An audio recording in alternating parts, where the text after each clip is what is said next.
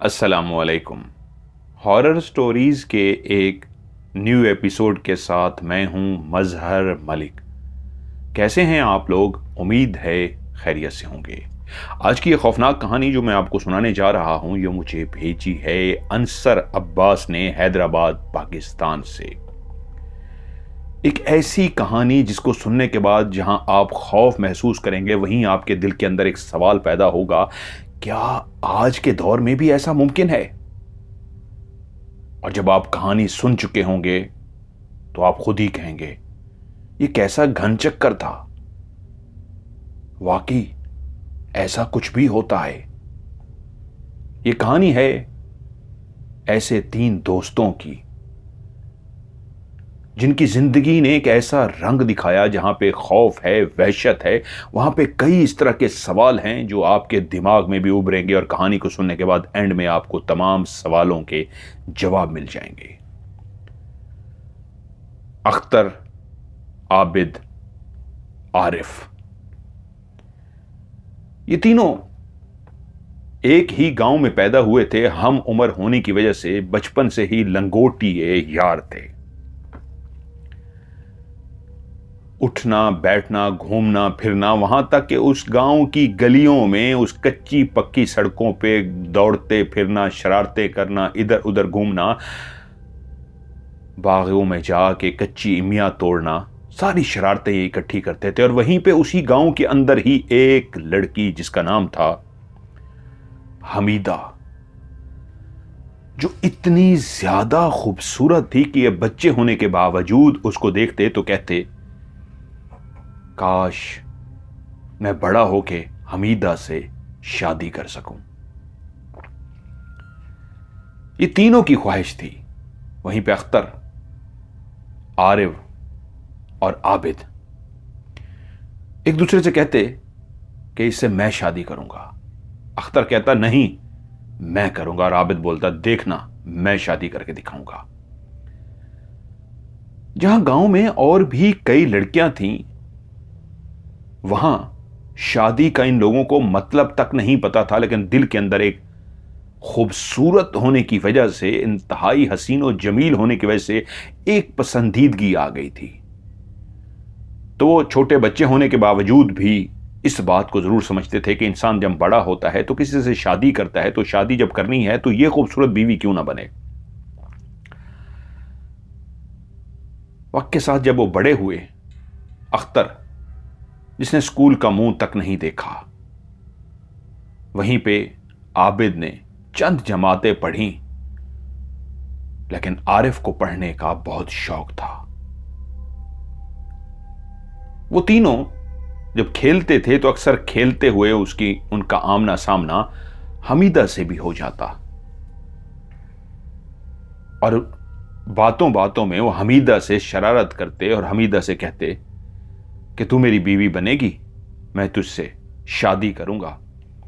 और हमीदा कहती, जाओ जाओ, मैं तुमसे कहां शादी करूंगी, मैं तो उससे शादी करूंगी जो बहुत अमीर होगा, मैं तो उससे शादी करूंगी जिसके पास बड़ी गाड़ी होगी, मैं तो उससे शादी करूंगी जिसका रहना उठना बैठना एक बड़े से घर में होगा।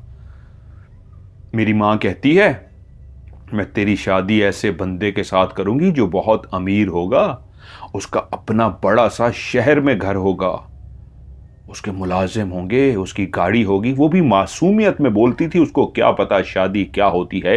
वो जुमले रटे रटाए जुमले इसलिए बोलती थी कि मां के मुंह से कई दफा ये जुमले सुन चुकी थी कि मां कहती, मैं अपनी बेटी की शादी तो बड़े घर में करूंगी। तो वो भी उनसे कहती, तुम्हारे पास तो कख भी नहीं, तुम तो कुछ भी नहीं, इसी गांव के हो ना, मेरी मां मेरी शादी ऐसी जगह पे करेगी जो बहुत अमीर होंगे। अब ये बचपन की मासूम सी बातें थी, तीनों लड़कों की भी और उस लड़की हमीदा की भी। थोड़ा सा वक्त और गुजरा तो हमीदा के नक्श, हमीदा का कलर, हमीदा की खूबसूरती, बालों का रंग ऐसा निखरता गया कि वाकई उस पूरे गांव में उस जैसी हसीनो जमी लड़की ही कोई नहीं थी। उधर वक्त ने ऐसा पलटा खाया कि आरिफ, जिसको पढ़ने लिखने का बहुत ज्यादा शौक था, वो स्कूल की तालीम मुकम्मल करके अब कॉलेज की लाइफ को जाने के लिए या 5वीं जमात से 6ठी जमात जाने के लिए यहाँ तो कोई ऐसा इदारा मौजूद नहीं था, स्कूल मौजूद नहीं था जहाँ पे अपनी तालीम मुकम्मल कर सकता। यूं वालदैन को बेइंतहा मजबूर करने पे उनके एक रिश्तेदार जो शहर में मौजूद थे वहाँ उनके पास उसको भेज दिया गया ताकि वो अपनी तालीम मुकम्मल कर सके। आरिफ शहर के उन रिश्तेदारों के घर तो पहुंचा, उनको एक किस्म का छोटा सा मुलाजिम मिल गया जो स्कूल भी जाता था और बाकी उनके घर के काम काज भी कर देता था। इसलिए उन्होंने बिल्कुल उसको एडजस्ट कर लिया इस अंदाज में कि वो भी दिल से उनकी खिदमत करने लगा, उनके काम काज सब कुछ करता, क्योंकि वो भी एक मिशन पे था, एक मकसद था जो वो चाहता था पूरा हो। उधर आबिद, उसने भी कोशिश की और पुलिस की मुलाजमत उसको मिल गई। एक ऐसा नौजवान जो कड़ियल से था, कद काट छाती, वो तमाम जो रिक्वायरमेंट होती है उस पे वो पूरा उतरा था। एक आम सा सिपाही भर्ती हो गया। एक अख्तर ही था जिसने बिल्कुल भी तालीम हासिल नहीं की थी। अब जब वक्त बदल चुका था, वो तीनों नौजवान हो गए थे, तो वहां पे आरिफ भी शहर में कहीं गुम था। आबिद भी एक पुलिस की मुलाजमत करता था और वापस जब उसको छुट्टी मिलती गांव आता तो कई महीनों बाद चक्कर लगता, 1-2 दिन के लिए आता और फिर से चला जाता। उस गांव में अगर कोई मौजूद था वो सिर्फ और सिर्फ अख्तर। अख्तर के दिल में एक ही बात थी कि मुझे पैसा जमा करना है और पैसा जमा करने के बाद हमीदा को अपनी बीवी बनाना है। क्योंकि गांव में अब वो दोनों थे नहीं, अख्तर था, बड़े हो चुके थे। तो वो हमीदा और वो अब जब मैच्योर हुए, बड़े हुए, दोनों को समझ लगी कि बचपन में जो हम मजाक में एक दूसरे से शादी की बात करते थे, अब मतलब समझ आया था शादी क्या होती है। तो अब हमीदा सामना करने से कतराती थी, लेकिन अख्तर मौके की तलाश में रहा, कहीं मौका मिले और वो हमीदा से आमना सामना हो। और एक दिन ऐसा हुआ कि हमीदा सामने आ रही थी, वो उसके पीछे जाने लगा, लेकिन वो जल्दी से भाग गई। लेकिन वो हर वक्त मौके की तलाश में था। आखिरकार एक दिन उसने देखा जमीन में चारा काटते हुए उसकी मां तो मौजूद नहीं थी, अकेली हमीदा थी। वरना अमूमन वो अपनी मां के साथ ही जमीनों में चारा काटने के लिए आती थी, इसलिए उसको मौके की ताक रहती थी। लेकिन वो बात कैसे करता उसकी मां जो साथ होती। उस दिन वो अकेली थी और जब उसके करीब गया तो एकदम से डर कर खड़ी हो गई। अख्तर भी शक्ल का खूबसूरत हो चुका था, लेकिन हमीदा के मुकाबले में इतना खूबसूरत तो नहीं था। लेकिन कह सकते हैं कि गांव में उसके मुकाबले इतने हसीन कोई जवान भी नहीं था जितना जवान खूबसूरत अख्तर था। अगर बाकी थे तो उसके मुकाबले में कम खूबसूरत थे, लेकिन हमीदा जैसा खूबसूरत इस गांव में कोई भी नहीं था। हमीदा परेशान होकर खड़ी हुई तो अख्तर उसके सामने आया और कहा, हमीदा मुझसे क्यों इतना डरती हो? मैंने कई दफा कोशिश की है कि मैं तुम्हारे सामने आने से की कोशिश करूं या तुमसे बात करने की कोशिश करूं, तुम मुझे मुंह तक नहीं लगाती। क्या हुआ है? नहीं कुछ नहीं, वैसे ही, उसने कहा। याद है बचपन में हम कहते थे हम शादी करेंगे, और अब वक्त आ गया है मैं अपने दिल का हाल तुमसे कह दूं, और कब से बेचैन हूं दिल का हाल कहने के लिए। मुझे तुमसे शादी करनी है, और तुमसे शादी करने के लिए मुझे अपनी जान भी देनी पड़ी, मैं अपनी जान दे दूंगा, चाहे मुझे कुछ भी करना पड़ा, मैं सब कुछ करने को तैयार हूं। लेकिन तुम सोच भी नहीं सकती मैं तुमसे कितना प्यार करता हूं। आजमाना है तो आजमा कर देख लो। वो बोली, प्लीज चले जाओ, मेरी मां आ जाएगी और तुम मेरी मां को नहीं जानते।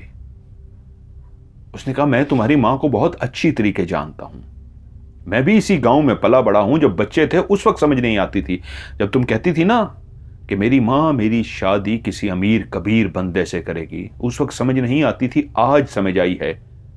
तुम भी जानती हो वो तुम्हारी सगी मां नहीं है, तुम्हारी सगी मां तो मर गई थी, तुम्हारे बाप ने दूसरी शादी की थी, और तुम्हारी मां ने बचपन में ही देख लिया था कि तुम एक हसीन और जमील लड़की हो, और उसी वक्त ही उसने ख्वाब देख लिए थे। मैं गांव से पता कर चुका हूं, तुम्हारी मां ख्वाब देख कर बैठी है कि तुम्हारी वो शादी नहीं करेगी, बेचेगी, तुम्हें बेचेगी, तुम्हारे बदले पैसे लेगी।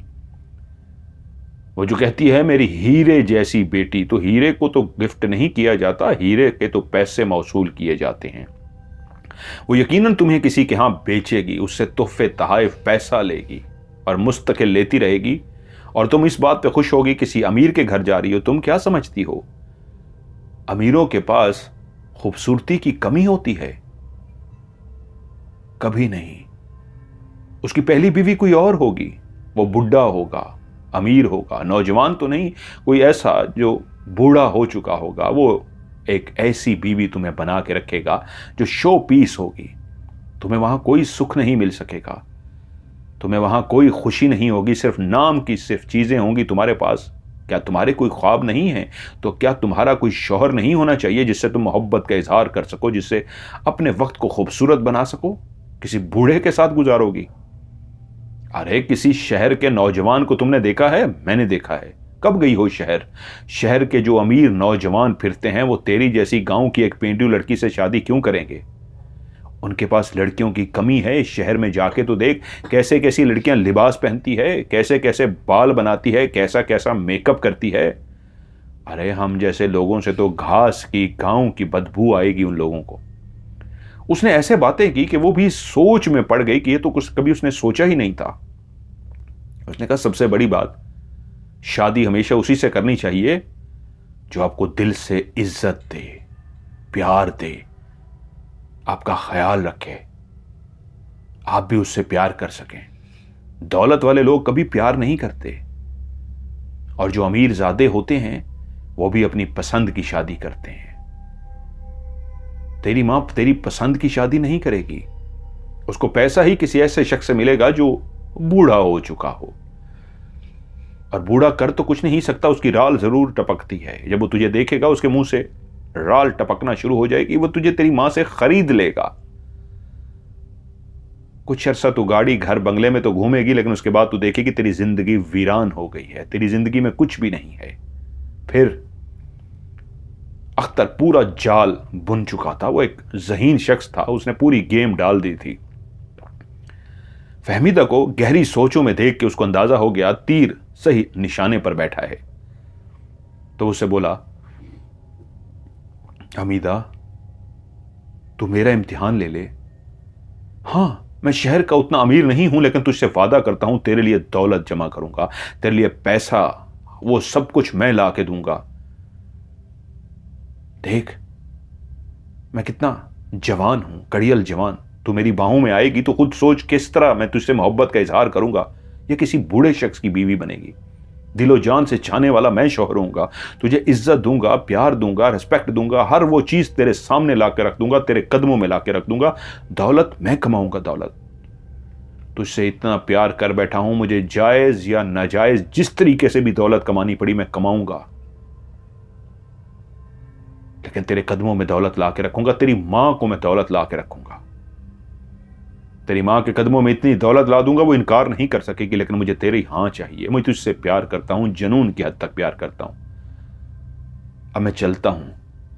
मुझे पता है आज तेरी मां नहीं आई, रोज तेरी मां तेरे साथ आती है। कल वो जो सामने वाला दरख्त है वहां बहाना करके आ जाना, मैं तुम्हारा इंतजार करूंगा। मुझे पता है कल तेरी मां तेरे साथ होगी, मां से बच बचा के वहां आ जाना। बेशक मुझे इनकार कर देना, लेकिन बता जरूर देना। क्यों?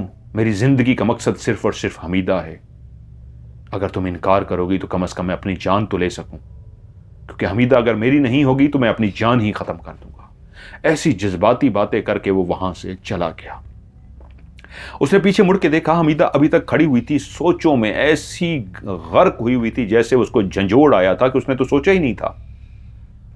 अगले दिन वो टाइम से पहले वहां पे पहुंच गया। उसने दूर से ही देख लिया वहां पे हमीदा की मां भी और हमीदा भी दोनों मौजूद हैं। वो उसी जगह पे चला गया और हमीदा ने भी उसको देख लिया कि वो उधर जा रहा है। थोड़ी देर के बाद जब वो अपनी जगह पर छुप सा गया तो उसने देखा हमीदा चलती हुई उसी तरफ आ रही है। मां से क्या बहाना करके आई थी कि वो चलती चलती दूर आ गई, अब वो मां की नजरों से ओझल थी। जब उसके पास पहुंची तो अभी तक उलझी हुई थी। उससे बोली, अख्तर क्या तुमने जो बातें की हैं प्यार की, क्या वो सच हैं? उसने कहा, हां, अगर आजमाना है तो अभी कहो कि जाओ अपनी जान दे दो, देखना मैं अपनी जान दे दूंगा, लेकिन याद रखना मैं मर गया तो इतनी मोहब्बत तुम्हें कोई नहीं दे सकेगा, तुम हुक्म तो करो। वो बोली, मैं उलझ गई हूं। हां, मेरी मां तो यही सोचती है कि वो मेरी शादी किसी अमीर कबीर शख्स से करेगी, लेकिन वो किससे करेगी कभी मैंने ये तो नहीं सोचा था। एक नौजवान लड़का, बेशक मैं खूबसूरत हूं, लेकिन शहर की उन लड़कियों की तरह ढंग तो नहीं है, मेरे रंग ढंग भी नहीं है, वैसी अदाएं भी मुझे नहीं आती, मैं कुछ भी वैसा लुभा भी नहीं सकती। वो तो कुछ ही अरसे बाद मुझसे उसका दिल भर जाएगा। तुमने सही कहा है, और बूढ़ा शख्स मुझे क्या मोहब्बत दे सकेगा? अशरफ, मुझे लगता है मेरी मां गलत सोचती है, वो लालची औरत है, लेकिन मैं अपनी मां से एक दफा बात जरूर करूंगी। मैं ये तो नहीं कह सकती कब बात करूंगी, लेकिन तुम्हें इतना कहती हूं, तो मेरी खातिर जान मत दो, रोजाना इसी जगह पे आ जाया करो। मैं खुद ही जिस दिन मां से बात कर लूंगी उसी वक्त तुम्हारे पास आ जाऊंगी। वो अंदर ही अंदर खुश हो गया, लेकिन उसके सामने खुशी का इजहार नहीं किया और कुछ मोहब्बत के डायलॉग बोले और वहां से चला गया। 4-5 दिन तो वो इंतजार करता रहा, वो ना आई। 7वें दिन वो आ गई और उसने आते ही कहा, अशरफ तुम बिल्कुल ठीक थे। अख्तर तुम बिल्कुल ठीक थे। मैंने अपनी मां से तरीके से बात की है और इस बात को समझने में मुझे जरा भी देर नहीं लगी। वो किसी नौजवान से नहीं, किसी अमीर बूढ़े से शादी करना चाहती है, क्योंकि वो बहुत तेज औरत है। तुम जानते हो ना, मेरी मां शहर से आई हुई है, शहर के माहौल को जानती है, और उसको पता है मेरी बेटी से कोई नौजवान नहीं, कोई रईस ज़्यादा जो बूढ़ा हो चुका होगा, जिसकी पहले भी बीवी होगी या जिसको बच्चों की ख्वाहिश होगी, या शो पीस को रखने वाला मुझे बीवी बनाएगा। नहीं, मुझे उससे शादी नहीं करनी। अख्तर, क्या तुम मेरे लिए दौलत कमा सकते हो? उसने कहा, हाँ, मैं भरपूर कोशिश करूंगा। जैसे मैंने कहा ना, जायज नाजायज हर तरीके से मैं दौलत कमाऊंगा, तुम सिर्फ एक दफा हाँ कर दो। हाँ अशरफ, जाओ। अख्तर, जाओ, दौलत कमाओ, हमीदा तुम्हारी हुई। उसने आगे बढ़ के हमीदा को गले लगा लिया। हमीदा ने भी खामोशी से उसको गले लगा लिया। अब वो घर तो पहुंच गया, लेकिन दौलत कहां से कमाता?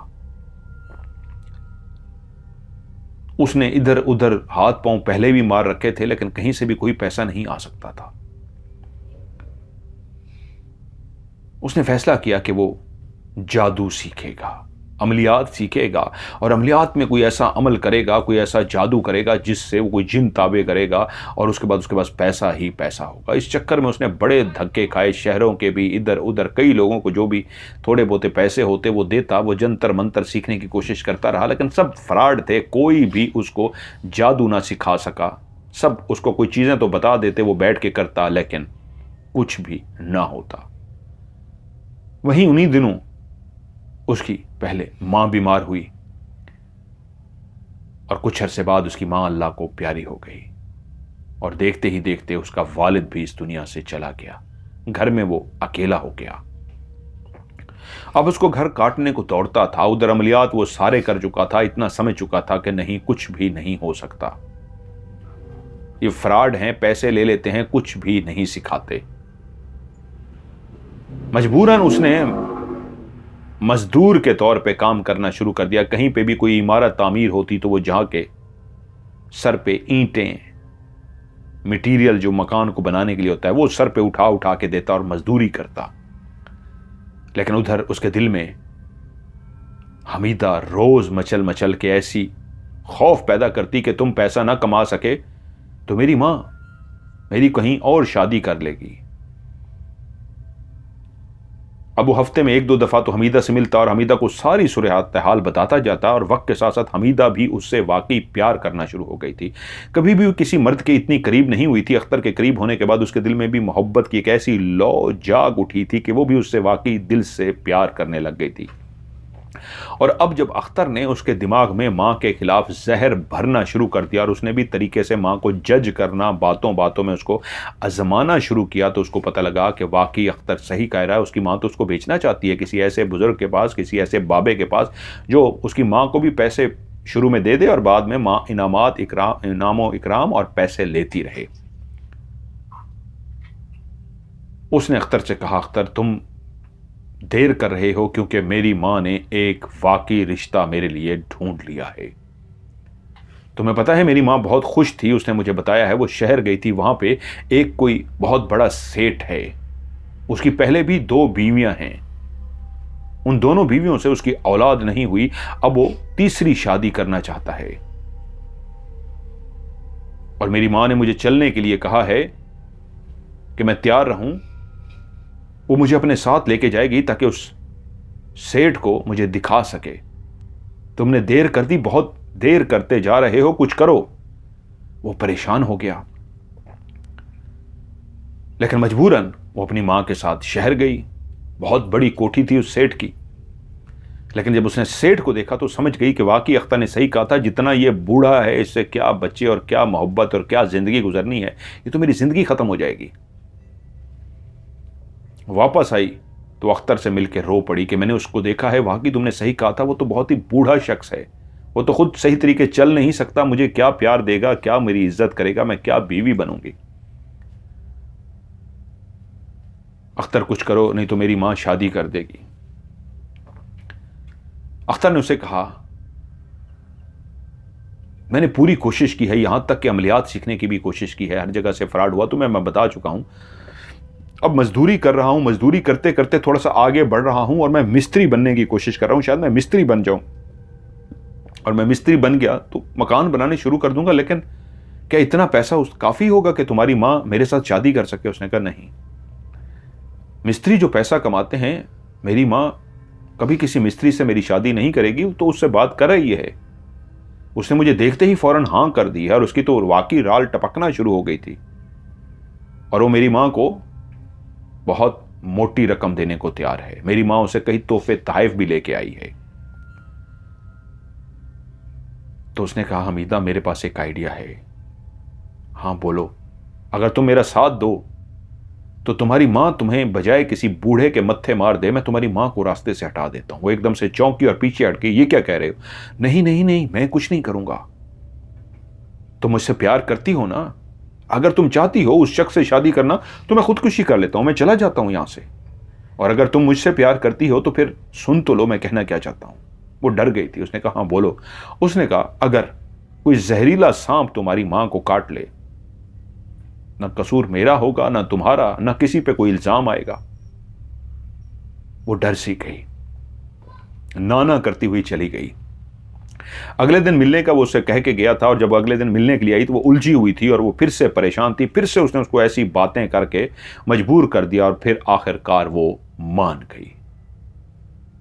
और यूं उस दिन अकेली हमीदा की मां खेतों में जब काम करने के लिए गई तो वो पहले से ही एक सांप का बंदोबस्त कर चुका था, एक जहरीले सांप का।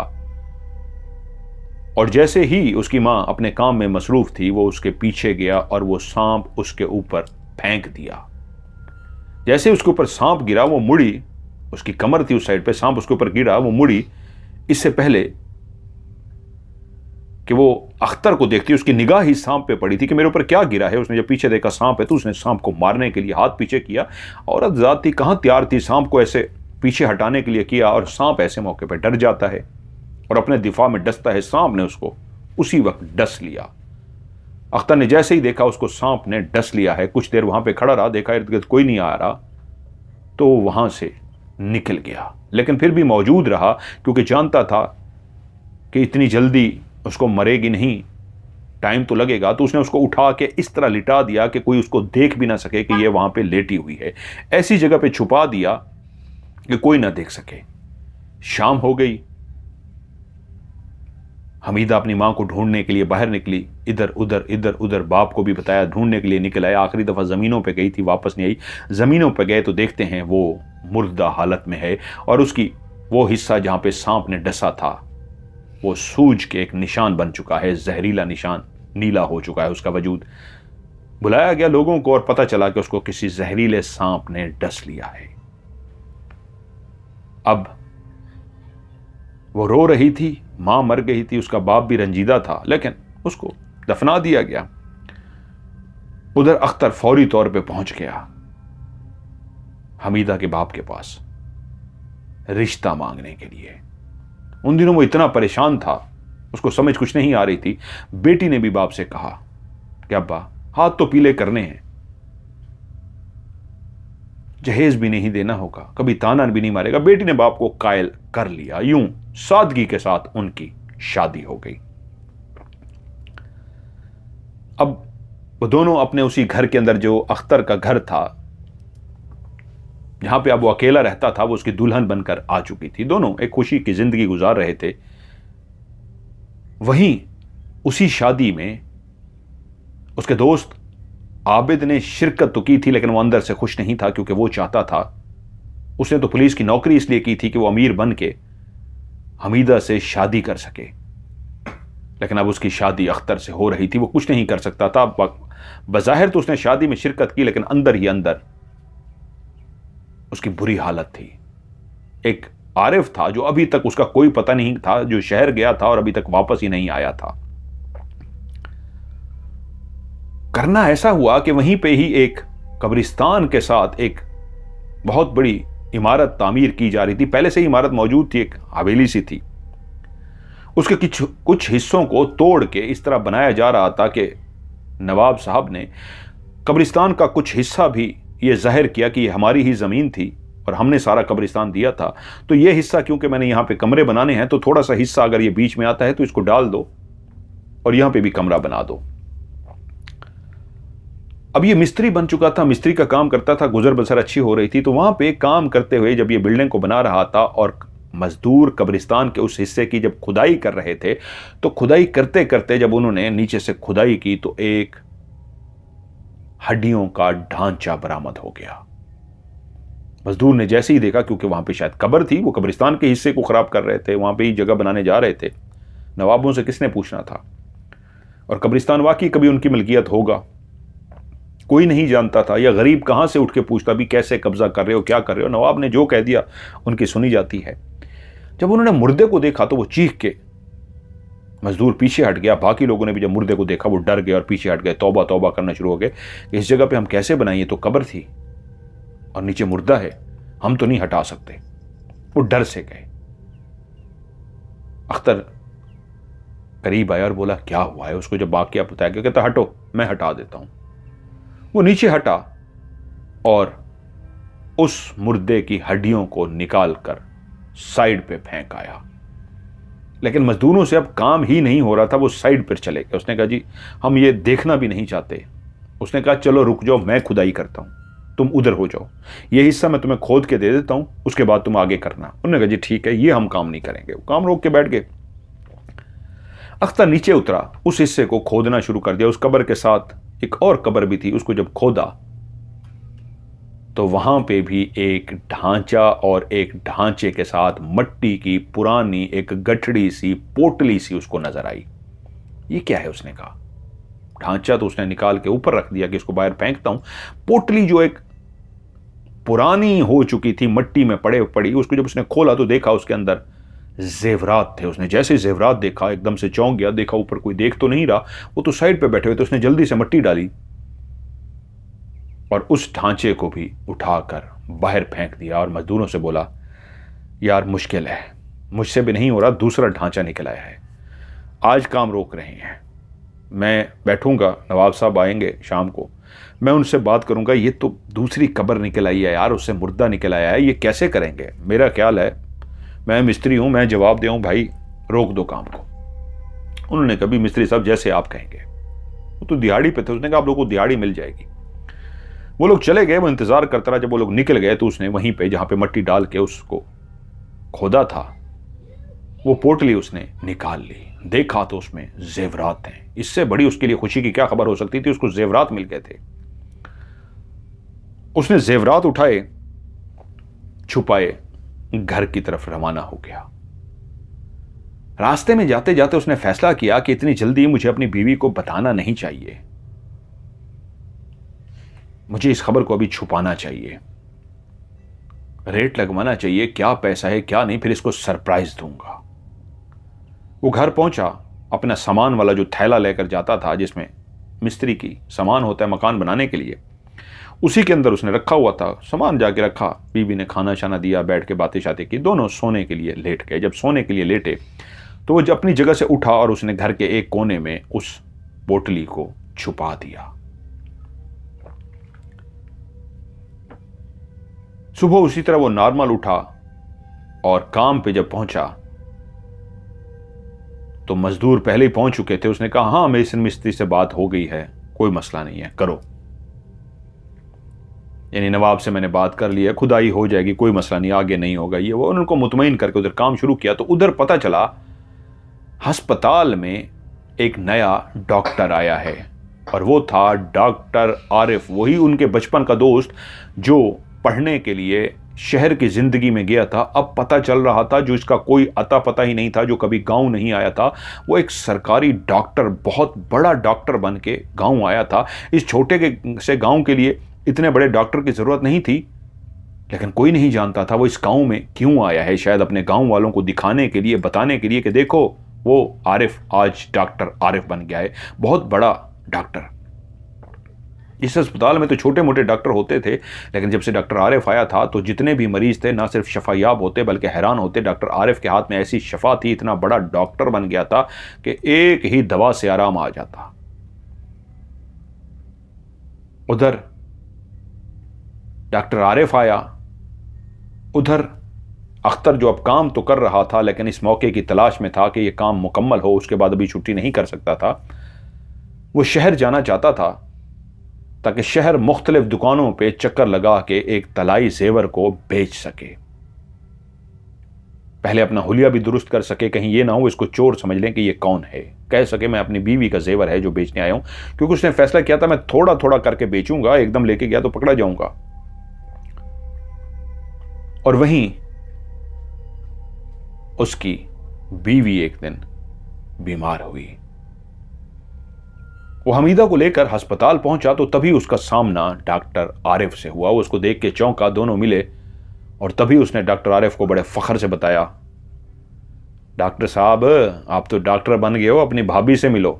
और जब डॉक्टर आरिफ ने हमीदा को देखा तो उसके चेहरे का रंग उड़ गया, ऐसा लगता था जैसे उसको करंट सा लग गया हो, जैसे उसकी सारी खुशी गारत हो गई थी। जो वो फख्र से बता रहा था कितना बड़ा डॉक्टर है, उसके लिए फख्र बन गया था इसको देख के कि हमीदा किसी की बीवी बन गई है। उसके चेहरे का रंग सा उड़ गया। आबिद ने कहा, क्या हुआ, खुशी नहीं हुई? नहीं नहीं खुशी हुई यार, बहुत ज़्यादा खुशी हुई। कैसी हैं आप? वो आबदा से भी बात करने लगा और दवाई वगैरह। उसने कहा, बैठो, ऐसे नहीं जाने दूंगा, आप मेरे ख़ास दोस्त हो, बचपन के दोस्त हो और मेरी अब भाभी बन चुकी है। तू जीत गया, तू याद है ना, मैं भी कहता था, आबिद भी कहता था और अख्तर तू भी कहता था, देखते हैं कौन जीतता है। तू जीत गया, लेकिन परेशान ना हो। उनको उसने जान के बिठा लिया, बाकी मरीजों को फारिग शरेक किया, गपशप का एक खाने पीने का सामान उनके लिए मंगवाया गया और उसके बाद उसने स्पेशल उनको दवाई शवाई दी और वो मियाँ बीवी घर चले गए। उसकी बीवी ठीक हो गई, लेकिन तकरीबन 3-4 दिन के बाद फिर से उसकी तबीयत खराब हुई। वो उसको लेकर फिर डॉक्टर के पास गया तो डॉक्टर ने चेकअप करके बताया, लगता है कोई इस तरह की बीमारी हो रही है जो मुझे टेस्ट करने होंगे और टेस्ट शहर भिजवाने होंगे, कोई मसला मुझे लग रहा है। खैर अभी मैं दवाई दे देता हूं।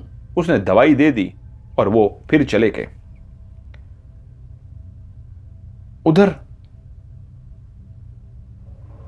उसने फैसला किया, मकान बन चुका है, टाइम है, क्यों ना मैं शहर जाके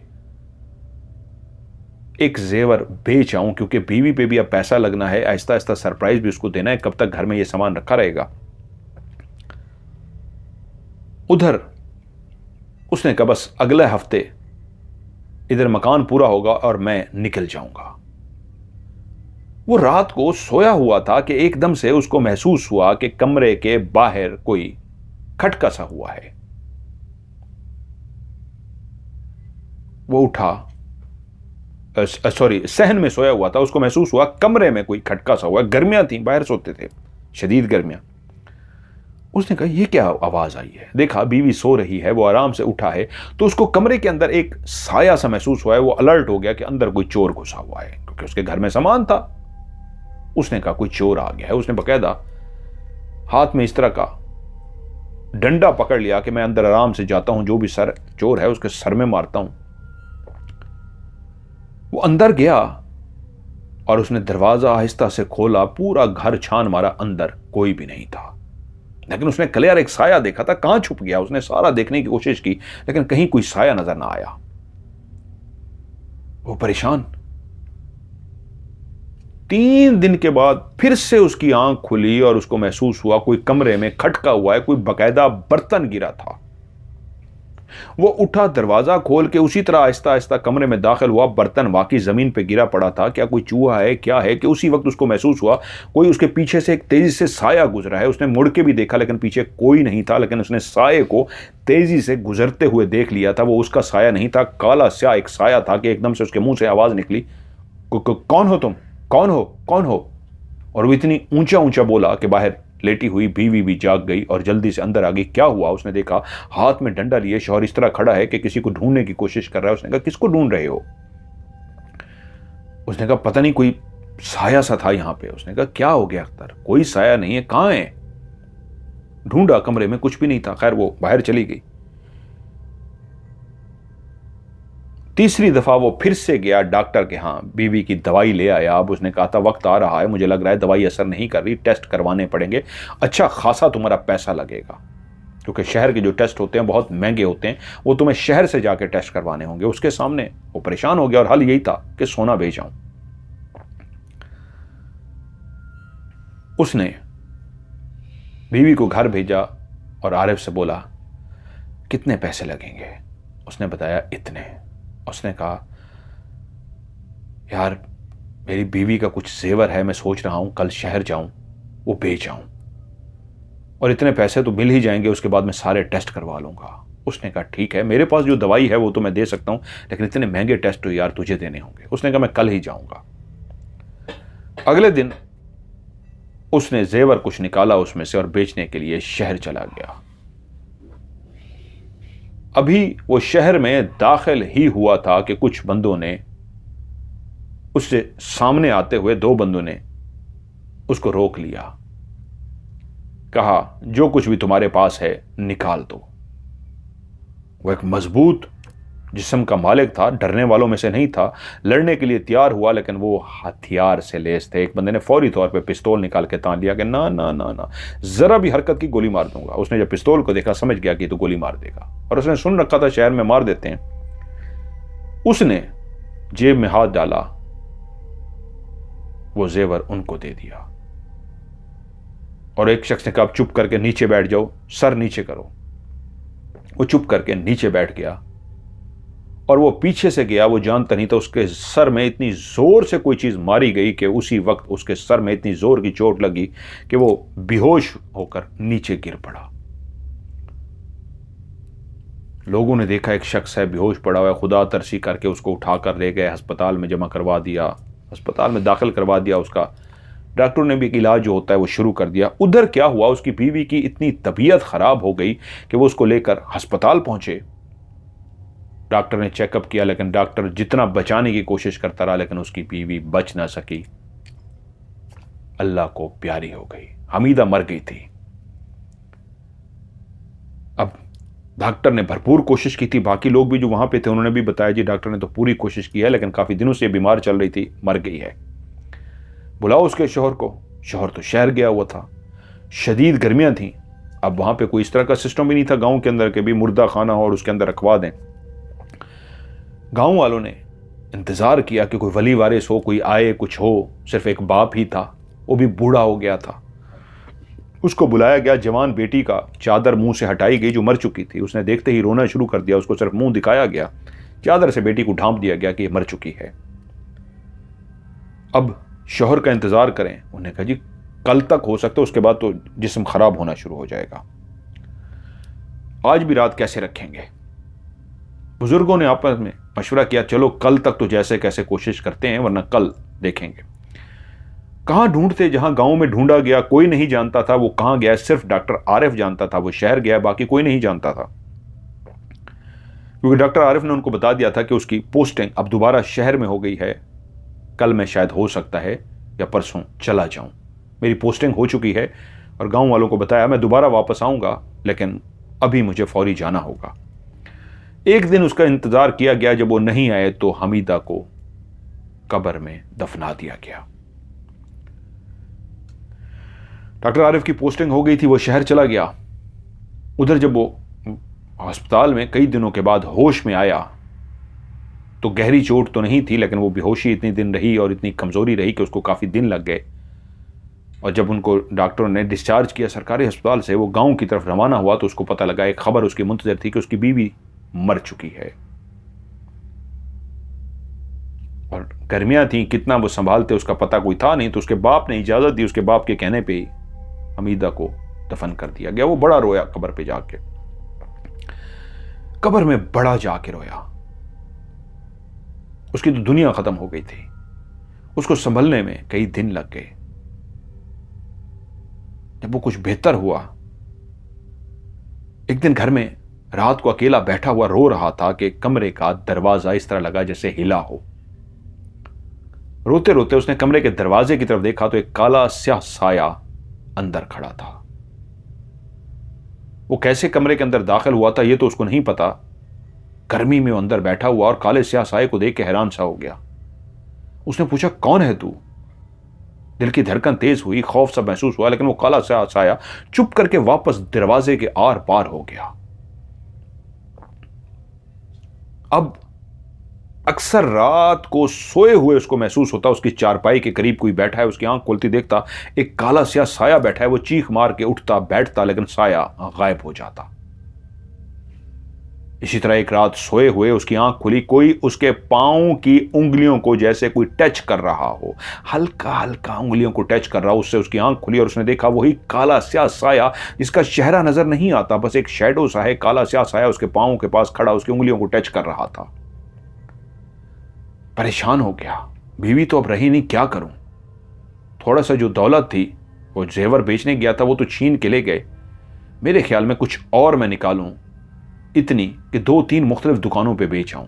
एक किसी और दुकान पे बेचूंगा, एक किसी और दुकान पे। अब जल्दी से उस सामान को बेचूं, मेरे ख्याल में शहर की दुनिया में चला जाऊं या अपने लिए बड़ा घर बनाऊं। शहर में तो कितनी खूबसूरत लड़कियां हैं, जब मेरे पास इतना दौलत होगी तो कोई भी लड़की मुझसे प्यार करने को, शादी करने को तैयार हो जाएगी। उसने कुछ जेवर उठाया, शहर रवाना हो गया। वो शहर दाखिल ही हुआ था, उसकी निगाह एक दुकान पर पड़ी, ज्वेलरी की दुकान थी। वो गया, उसने सारे दिखाया, बहुत ही कीमती था। उसने किया, सारा कुछ चेक वक किया, रसीदें मांगी। उसने कहा मेरी बीवी का है, गरीब लोग हैं, उसके जहेज का है, ये है वो। कहाँ से रसीद आ गई? खैर वो उसने बड़े महंगे दामों में एक जो ज्वेलरी थी वो उसने बेच दी। अब बाकी 2 दुकानें पे चाहता था कि वो बाकी भी जाके बेचे, लेकिन वो जैसे ही बाहर निकला, चलता हुआ काफी दूर चला गया, तो उसकी निगाह एक लड़की पे बनी। और जैसे ही उस लड़की को उसने देखा तो उसके 14 तबक रोशन हो गए, उसके पांव के नीचे से जमीन निकल गई। ये वही लड़की थी जिसके ऊपर वाले होंठ की राइट साइड पे तिल का निशान था। वही लड़की जो कोई और नहीं, उसका प्यार उसकी बीवी हमीदा से इतनी मिलती जुलती थी कि बिल्कुल होंठ के उसी साइड पे तिल था जैसे उसकी बीवी के ऊपर वाले होंठ के राइट साइड के कोने पे तिल था। उसने उसे जैसे देखा वो पागल सा हो गया, दीवाना सा हो गया कि ये कौन है? हमीदा तो मर चुकी है, उसकी तो कब्र है गांव में, उसके बाप ने उसको दफनाया था, पूरे गांव वालों ने उसको दफनाया था। हमीदा ऐसे कैसे हो सकती है? वो सब कुछ छोड़ के पीछे पीछे चल पड़ा, मुख्तलिफ गलियों से गुजरता गुजरता गुजरता एक जगह जब पहुंचा तो वो क्या देखता है, हमीदा ने दरवाजा खोला और अंदर दाखिल हो गई। वो परेशान हो गया, अब क्या करूं? क्या ये हमीदा है या कोई उससे मिलती जुलती? मैं अगर घर में दाखिल हुआ तो ये शहर की जिंदगी है, मेरे लिए मुश्किल बन जाएगा, क्या करूं? उसने फैसला किया। उसके दिल की धड़कन तेज थी, उसका दिल कहता था ये हमीदा है। वो डर भी गया था, परेशान भी हो गया था और हमीदा को देख के बेचैन हो गया था। उसने कहा मुझे शहर रुक जाना चाहिए, किसी होटल में कमरा लेना चाहिए, 1-2 दिन इसको देखना चाहिए और उसके बाद कौन कौन इसके साथ है, कौन नहीं है, और उसके बाद मैं रात के टाइम इस घर में दाखिल हूंगा। कमरा किराए पे लिया और 2 दिन वो उसको मुसलसल देखता रहा। उसको पता चला कि कोई आता जाता नहीं है, कभी कभी वो निकलती है और कोई भी नहीं है। और उस घर की दीवार भी ऐसी थी कि वो आराम से अंदर दाखिल हो सकता था। अगली रात, 2 रातें गुजारने के बाद तीसरी रात उसने फैसला किया, और वो जब बिल्कुल वो वीरानी छा गई, वहां पे कोई भी नहीं था, वो खड़ा इंतजार करता रहा और जब देखा कोई नहीं है तो उस दीवार से अंदर कूद गया। इस अंदाज में कूदा कि किसी को उसके अंदर दाखिल होने का पता तक न चला, और वो आराम से चलता हुआ कमरे के अंदर दाखिल हुआ। पहला कमरा बिल्कुल खाली था। जब दूसरे कमरे में दाखिल हुआ तो देखा दूसरे कमरे में हमीदा सोई हुई है, लेकिन उसके साथ और कोई भी नहीं है। वो चलता हुआ उसके पास गया और जाते ही उसके मुंह पे हाथ रख दिया, जो खंजर उसके पास था उसके गले पे रख दिया और कहा, बोलना मत वरना खंजर चला दूंगा। वो लड़की डर सी गई, लेकिन उसके तिल को देख के, उसके जिस्म को देख के वो कैसे ना पहचानता। वो 1 सेकंड में पहचान गए तो हमीदा है। उसने उसे कहा, हमीदा तुम? वो लड़की उसको इस तरह देखने की कोशिश कर रही थी जैसे पहचानने की कोशिश कर रही हो। उसने कहा, तुम कौन हो? उसने कहा, मैं अख्तर। तुम ऐसा लगता है जैसे तुम्हें कहीं देखा हो, तुम देखे देखे लग रहे हो। हमीदा मैं हूं, मैं अख्तर। तुम मुझे भूल गई? मैं तुम्हारा चेहरा, तुम्हारी आवाज, तुम्हारा जिस्म कैसे भूल सकता हूं? हमीदा, ये कौन है? तुम हो हमीदा? हां, ये नाम भी कुछ सुना सुना सा लग रहा है। ये क्या है ये? हमीदा, तुम यहां क्या कर रही हो? कौन कौन लाया है तुम्हें यहां? मुझे कुछ पता नहीं है, बस मेरा दिमाग कुछ भी नहीं याद रखता, मुझे सब भूल जाता है। मैं कौन हूं मुझे तो मेरा नाम भी नहीं याद, मुझे कुछ भी नहीं याद, मुझे कुछ भी नहीं पता, मुझे कुछ भी याद नहीं है। लेकिन डॉक्टर साहब कहते हैं तुम्हें याद आ जाएगा, आहिस्ता आहिस्ता याद आ जाएगा। लेकिन मुझे लगता है मुझे याद नहीं आएगा। बस ये घर याद है, थोड़े से दूर जाती हूं, वापस घर आ जाती हूं। कौन से डॉक्टर साहब? कहाँ हैं डॉक्टर साहब? बहुत अच्छे हैं, वही तो मेरा इलाज कर रहे हैं। क्या नाम है उनका? डॉक्टर पता नहीं उनका क्या नाम है। हुलिया कैसा है उनका?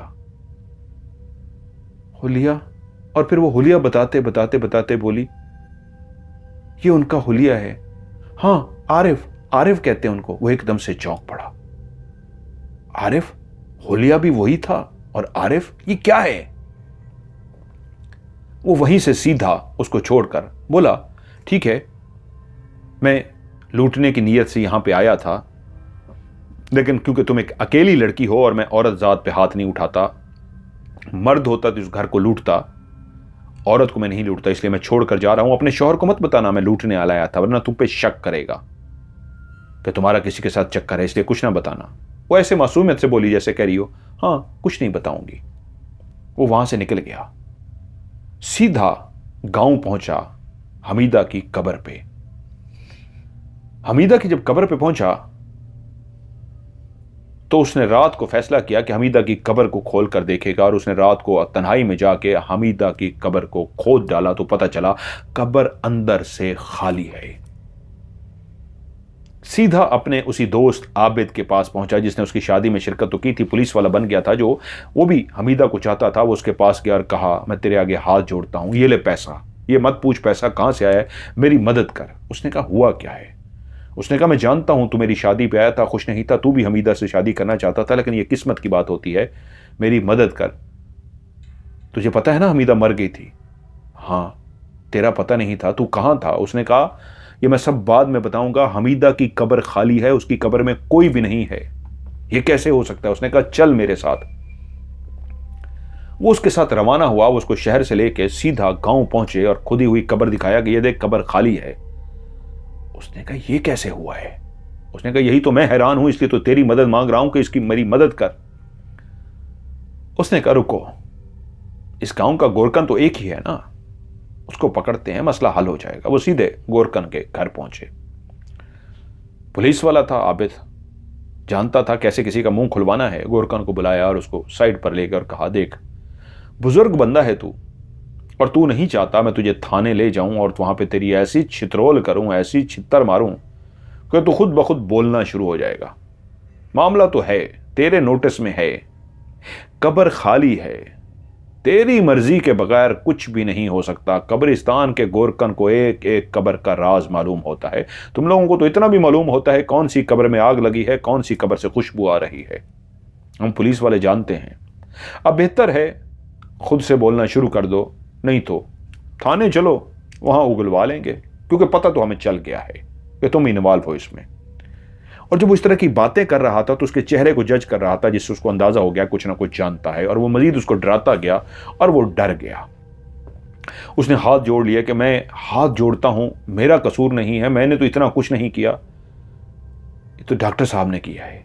हाँ हाँ बोलो क्या किया है। और उसने बताना शुरू किया कि जब ये कब्र खोदने के लिए मुझे कहा गया तो मुझे हुक्म दिया गया कि इस कब्र के अंदर एक साइड पर पाइप लगाकर सुराख रखना है।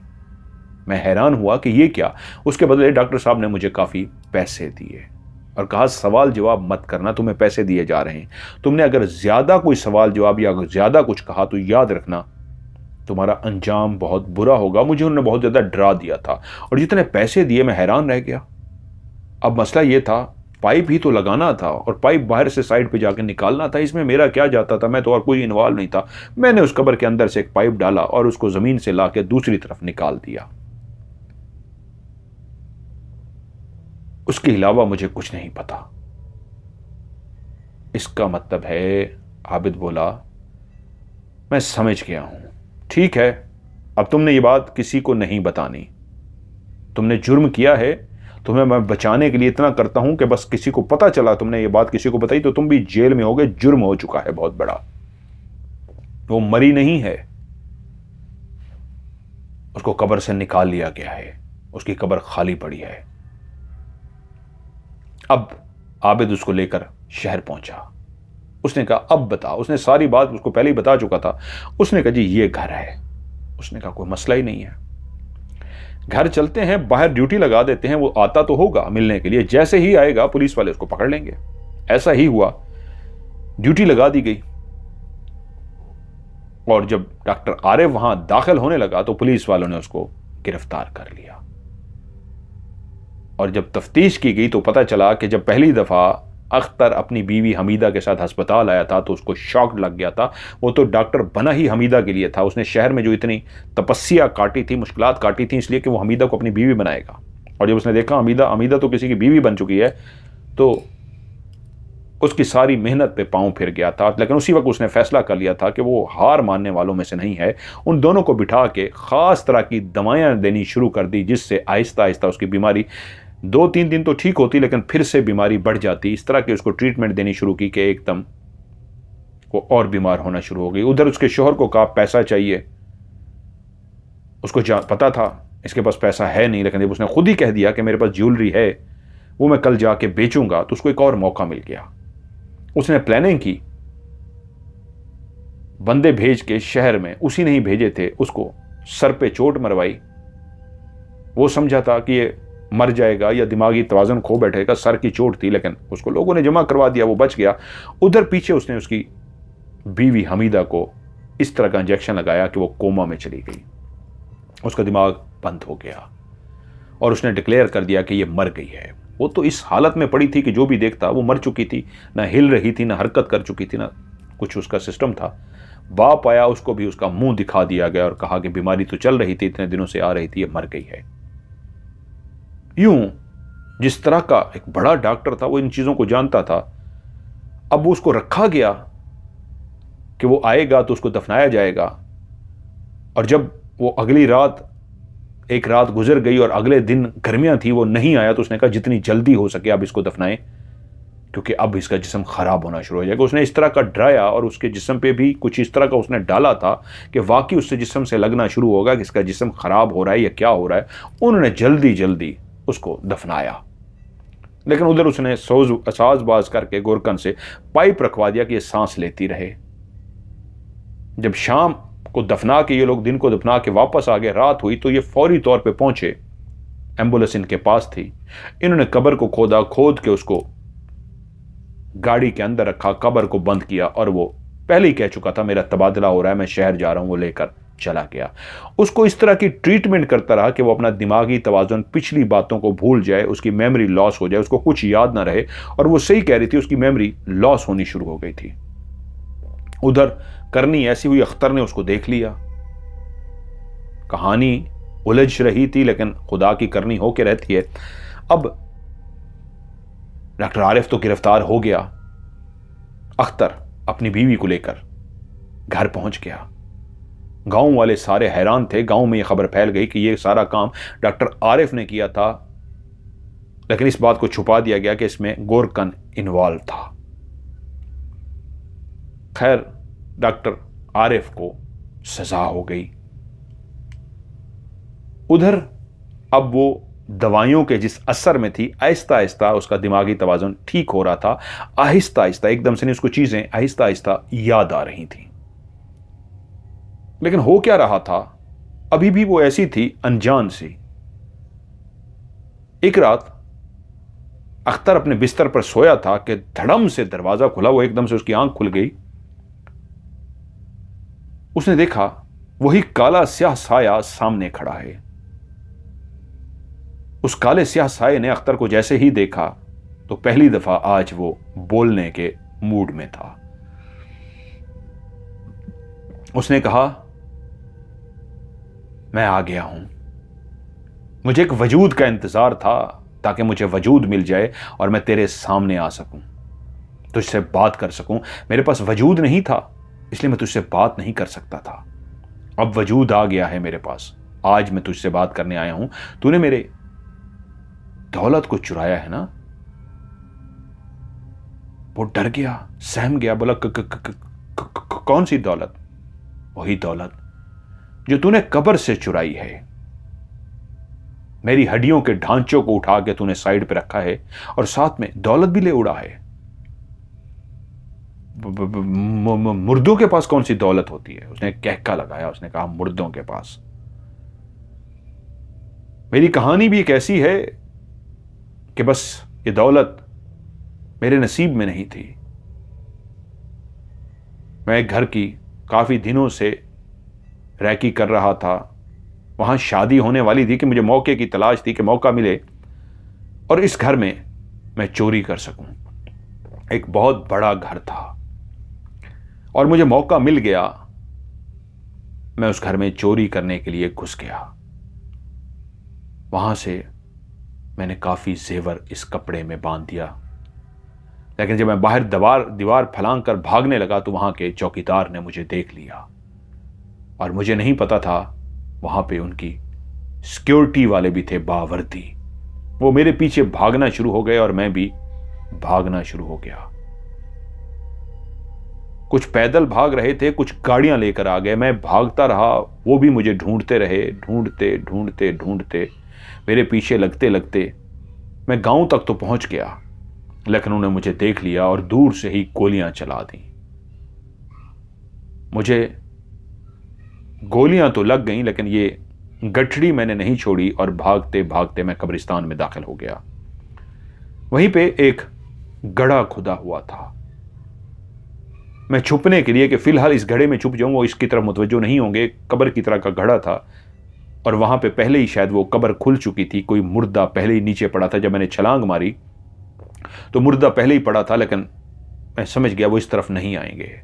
वो मुझे ढूंढते रहे। मैं थक चुका था, भागता रहा था, ऊपर से गोलियां लग गई थी, खून बह चुका था मेरा। मैं वहीं पे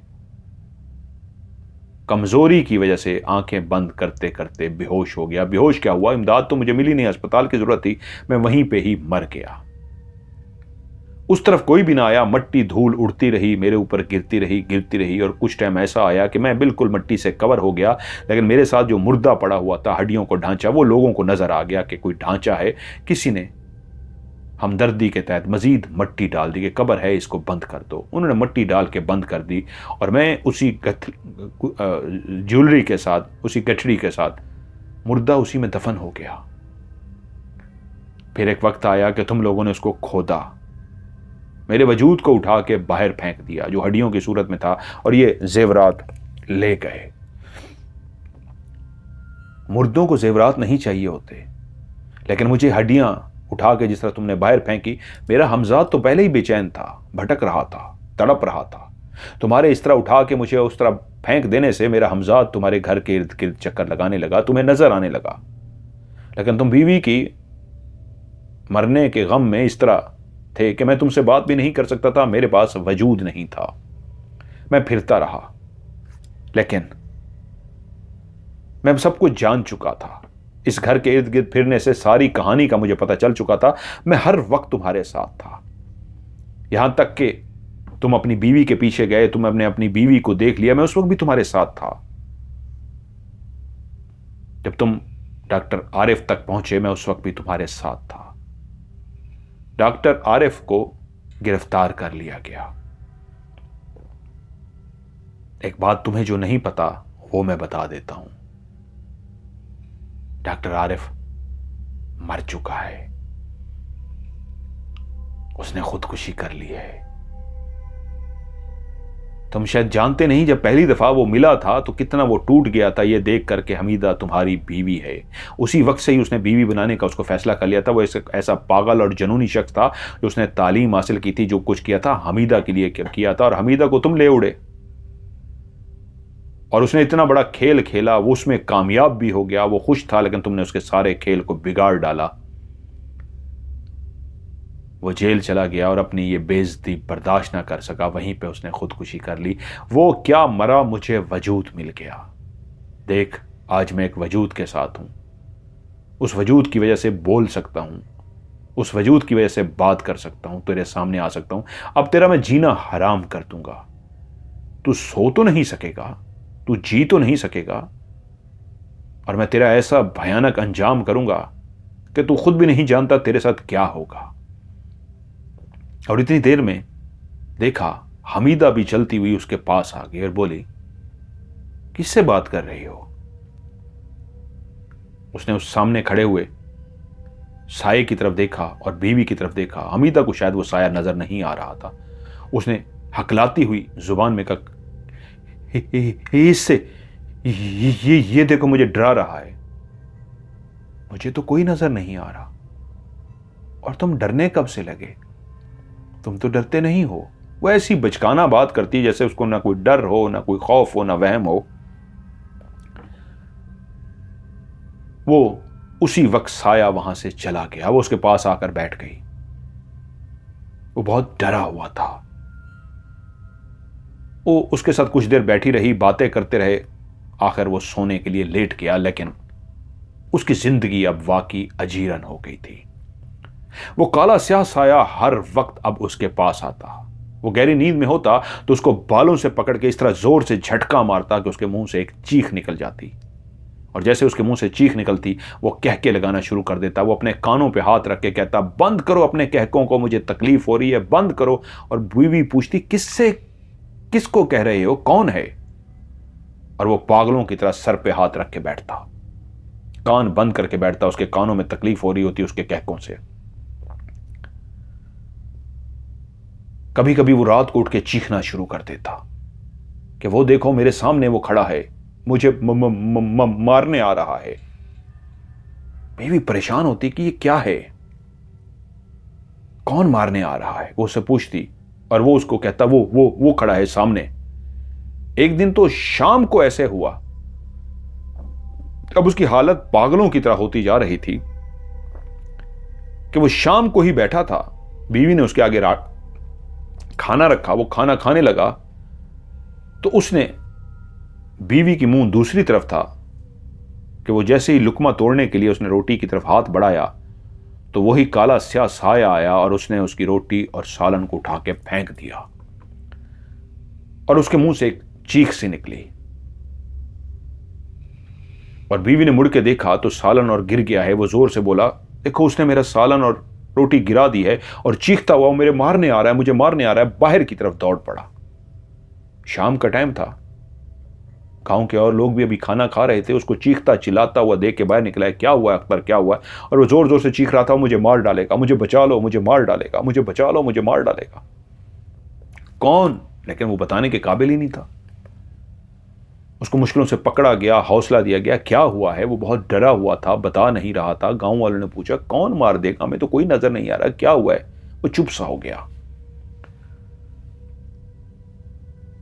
उसको वापस उसके घर ले जाए कि क्या हुआ है, अख्तर की हालत ऐसी है, बीवी अभी तक मुकम्मल नॉर्मल नहीं हो सकी, खुदा खैर करे इन पे, अल्लाह रहमत करे, पता नहीं क्या हो चुका है। मुसलसल अब उसकी ऐसी हालत थी, कभी वो चीखता, कभी डर जाता, यहां तक के एक दिन तो उसने अपनी लाश को पंखे से, छत से लटके हुए देखा। उस दिन तो उसने अपने बाल नोच डाले थे, इतना चीखा था, इतना चिल्लाया था कि अब हमीदा भी परेशान होगी। उसके पास बैठी, उससे कहा, क्या हुआ है? ये रात का टाइम था। इतना वो चीखा उस रात को कि गांव के बाकी घर भी जाग गए। हमीदा उससे बोली, क्या हुआ है? तो उसने बताया कि मैं सोया हुआ था, मेरी आंख खुली है, और जैसे ही मेरी आंख खुली है तो मैंने देखा है मेरा वजूद छत के साथ उल्टा लटका हुआ है। मेरा सर, मेरे पांव छत के साथ बंधे हुए हैं और मेरा सर नीचे की तरफ लटका हुआ है। मेरे बाजू भी बंधे हुए हैं, मेरे बाजू पीछे की तरफ बंधे हुए हैं और मैं उल्टा लटका हुआ हूं। मेरे मुंह पे कपड़ा बंधा हुआ है। और उसने हाथ में, उसी काले स्याह साए ने हाथ में एक बहुत बड़ा खंजर पकड़ा हुआ है और वो मेरे करीब आया है और उसने मेरे उल्टे हुए वजूद को खंजर से काटना शुरू कर दिया है। और मैं क्लियर देख रहा था, मैं नींद में नहीं था, मैं जागी हुई हालत में था कि उसने खंजर से मेरी गर्दन को काट दिया और पूरा खून मेरे वजूद पे गिर रहा था, क्योंकि मेरा वजूद मेरे बिल्कुल ऊपर ही लटक रहा था और वो सारा खून मेरे ऊपर आ गया। वो रात बहुत डर गया, इतना डर गया, जब सुबह हुई तो उसने हमीदा से कहा, हमीदा वो मुझे मार देगा। उसने कहा, कौन मार देगा, बात क्या है, मुझे खुल के बताओ। उसने सारी बात हमीदा को बता दी कि मैं तुम्हें सरप्राइज देना चाहता था, कैसे वहां कब्रिस्तान के अंदर से मुझे वो पोटली मिली थी, उसके अंदर ज्वेलरी थी, कैसे मैंने छुपाई, कैसे तुम्हें सरप्राइज देने का कहा, कैसे ये सारा कुछ हुआ, ये हुआ, वो हुआ। अब वो कुछ कुछ याद उसकी वापस आना शुरू हो गई थी। डेफिनेटली काफ़ी टाइम हो गया था, मेडिसिन वो नहीं खा रही थी जो उसकी याददाश्त कमज़ोर कर रही थी, दिमागी उसको ऐसी दवाएं दी जा रही थी। अब वो काफ़ी समझना शुरू हो गई। तो उसने उसको सारी बात बता दी और कहा कि वो काला स्याह साया वही है, डॉक्टर आरिफ मर चुका है और उसके वजूद को अपना के वो अब मुझे मारने की कोशिश कर रहा है। वो मुझे कहता है मैं तुझे इस तरह मारूंगा, तड़पा तड़पा के मारूंगा। वो कहता है मुझे मार डालेगा, मुझे तड़पा तड़पा कर मारेगा। उसने उससे पूछा, वो कहाँ है पोटली? उसने उसे बता दिया, घर के उस हिस्से में वो पोटली रखी है। वो सारी बात उसने बता दी। अगले दिन सुबह गांव के बाकी लोग भी पहुंच गए कि क्या हुआ है, रात को इतना वो डर रहा था, इतनी चीखें मार रहा था, तुम्हें किसी अच्छे डॉक्टर को, किसी ऐसे पीर फकीर को, किसी आमिल को इसको दिखाना चाहिए। हल्का फुल्का तो इसको इलाज होता था पीर फकीर से, लेकिन इलाज ही नहीं हो पा रहा था। उन्होंने कहा मैं सोच रही हूं कि इसका कोई इलाज कराऊं। लेकिन उस शाम एक ऐसा तमाशा हुआ, गांव वालों ने देखा, वो चीखता हुआ बाहर भाग आया और कहता फिर रहा था जोर जोर से, वो मुझे मार डालेगा, मुझे बहुत भयानक सजा देगा, मुझे मार देगा, मुझे मार देगा। और हैरत की बात यह थी, उसके ऊपर मिट्टी का तेल गिरा हुआ था, बू आ रही थी उसके कपड़ों से कि उसके कपड़ों पे किसी ने मिट्टी का जैसे तेल गिरा दिया। और सारे परेशान थे, ये क्या करता फिर रहा है, वो भागता फिर रहा था। गांव वाले आगे बढ़े, इसको पकड़ सकें, संभाल सकें, तो दीवाना हो गया है, रुको रुको। लोग उसके पीछे भागे, लेकिन वो भागता रहा, मुझे मार डालेगा। कई नौजवान उसके पीछे भागे, लेकिन जब उसके करीब पहुंचे तब तक उसके वजूद को आग लग गई थी। कैसे उसके वजूद को आग लगी, उसने खुद तीली लगाई थी, किसी ने तीली लगाई थी, ये तो कोई ना देख सका, लेकिन उसका पूरा वजूद ऐसी आग की लपेट में आ चुका कि बुझाने की वो कोशिश कर रहे थे, लेकिन आग ने इतनी तेजी से उसको अपनी लपेट में लिया जैसे वो आग लगते ही भस्म हो गया हो। देखते ही देखते उसका वजूद जलकर इस तरह उसके अंदर से जान निकल गई। वो चीखें मारते मारते तड़प कर नीचे गिरा और दम तोड़ गया। एक खौफनाक गांव के अंदर एक वाकया हो चुका था। किसने उसको आग लगाई थी, खुद लगाई थी, कोई नहीं जानता था। और उसकी बीवी से जब पूछा गया तो उसने वो सारी बात, सिवाय उसके कि ज्वेलरी कहां है, ज्वेलरी वाली बात को उसने बाकी सारा बता दिया कि उसने कब्र खोदी थी, कब्र के अंदर हड्डियों का ढांचा मिला था, हड्डियों का ढांचा उसने बाहर फेंका था, तो वो कहता था हड्डियों का जो ढांचा है ना वो अब मेरे पीछे आ गया है। वो कहता है जो डॉक्टर आरिफ है उसका वजूद उसको मिल गया है, ये है वो है। डॉक्टर आरिफ का पता कराया गया तो पता चला वाकई वहाँ पे अस्पताल में उसने खुदकुशी कर ली थी और वहीं पे उसको कब्रिस्तान में दफना दिया गया था। अब सब तौबा तौबा करना शुरू हो गए कि यह कैसी खौफनाक कहानी थी, इसका क्या अंजाम है। अब उस घर में अकेली हमीदा थी। खवातीन आती, कोई खाना वगैरह पूछ जाती, कमाने वाला कोई नहीं है, अकेली औरत है, कैसे गुजारेगी। लेकिन हमीदा इस बात पे अब हौसले में थी कि उसके पास ज्वेलरी रखी है और वो उस ज्वेलरी को खोल कर देख चुकी थी। वो तो इतनी ज्यादा थी कि अगर उसको बेचती उसके तो वारे न्यारे हो जाते, लेकिन शायद अभी वक्त नहीं था। शौहर मर चुका था, अब उसको सब कुछ याद आ गया था, उसको बता दिया गया था। खवातीन ने भी जब उसके साथ बैठ के बातें की और देखा अब उसका दिमाग वापस आ गया तो उसको सब कुछ बता दिया गया था कि क्या तुम्हारे साथ हुआ है। उधर आबिद अब बहाने बहाने से हमीदा के पास आने लगा। कोई नहीं जानता था वो शादी करना चाहता है या वैसा आ रहा है, लेकिन लोगों को कह के कि मेरा दोस्त था, वो मेरी भाभी है, उसके घर आता। उसके दिल में क्या था ये तो कोई नहीं जानता, लेकिन औरतें जाती, उसको हौसला देती, सब्र देती, उसको खाना वगैरह दे आती। और वो वक्त की तलाश में थी कि मामलात हालात ठीक हों। गांव के लोग मुझसे जो अब ताज़ियत करने के लिए आ रहे हैं, हौसला देने के रहे हैं, थोड़ी सी इनकी तवज्जो ख़त्म हो और मैं ज्वेलरी लूँ और शहर जाऊँ, इनको कहूँ कि मैं ये घर बेच के ये छोड़ के शहर जा रही हूँ। लेकिन एक शाम गांव के लोग अपने अपने घरों में बैठे खाना खा रहे थे। उसको भी खाना औरतें दे आई थीं। अभी उसके शौहर को मरे हुए 41 दिन नहीं हुए थे, 40वां नहीं हुआ था कि एकदम से उसके घर से चीखो पुकार की आवाजें आना शुरू हुई। मर्दों ने आवाज को सुना तो कहा ये तो हमीदा की आवाज है। जाओ औरतों को कहा देखो जरूरत हो तो हमें बुलाओ। जवान बूढ़ी औरतें इकट्ठी हुई और हमीदा के घर में दाखिल हुई। हमीदा ने अपना सर इस तरह किया हुआ था जैसे किसी ने उसके बाल पीछे से जोर से खींचे हुए हों, और देखने वाली आंखों ने यह तक देखा जैसे वाकई किसी ने पीछे से बाल खींचे हुए हों। खींचने वाला तो नजर नहीं आ रहा था जिसने बाल खींचे हुए थे, लेकिन इस अंदाज में बाल पीछे लहरा रहे थे जैसे किसी की मुट्ठी के अंदर बंद हों। लेकिन किस मुट्ठी में, ना ही मुट्ठी नजर आ रही थी ना मुट्ठी बंद करने वाला नजर आ रहा था। उसकी मुट्ठी में बंद थे और वो जोर जोर से चीख रही थी और चीखते हुए कह रही थी मुझे माफ कर दो, मुझे माफ कर दो, मुझे माफ कर दो। और वो जोर जोर से चीख रही थी। उसको क्या तकलीफ हो रही थी कोई नहीं जानता था कि तभी जब गांव वाले इकट्ठे हो गए और बोले क्या हुआ है हमीदा, क्या हुआ है। जैसे ही उसके करीब गए तो बाकायदा गांव वाले कहते हैं उसको ऐसा लगा, जो दो बूढ़ी सी खवातीन उनके करीब गई, जैसे किसी ताकत ने हवा की तरह का एक प्रेशर था, हवा का प्रेशर, वो हवा का प्रेशर इतनी जोर से उनको टच हुआ कि वो दूर जा गिरी। और बाकियों से कहा इसके करीब मत जाना, कोई करीब मत जाना, इसके करीब कोई ताकत है, मर्दों को आवाज दो। मर्द भी भाग के अंदर आ गए। 2-3 कड़ियल किस्म के नौजवान आगे गए उसको बचाने के लिए। उनके साथ भी वही हुआ, वही हवा की तरह का एक बहुत बड़ा झोंका था जो उनको उड़ाकर दूर ले गया। और वो भी दूर जाके गिरे और समझ गए कि करीब नहीं जा सकते। तभी उस चीखती चिल्लाती हमीदा में से आवाज आई, हां मैं इकरार करती हूं, मैंने अपनी मां को मरवा डाला। वो आ गई है, मेरे शौहर को भी उसी ने मार डाला है।